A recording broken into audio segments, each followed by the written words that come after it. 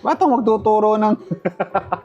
Ano magtuturo EA development kung di ako nagko-code? Ano ba naman, men?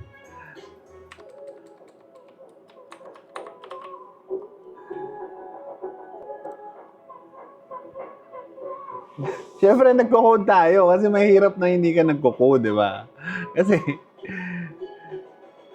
yung FX Dreama, that's why yun yung method natin sa course. Kasi, madali siya. Alam mo yun? You can focus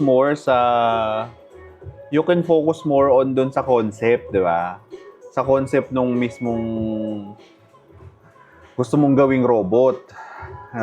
Kung ang aralin mo pa kung ang aralin mo pa coding pa, tsaka ano pa, mag-aaral ka pa ng language, tapos mag-aaral ka pa ng quant.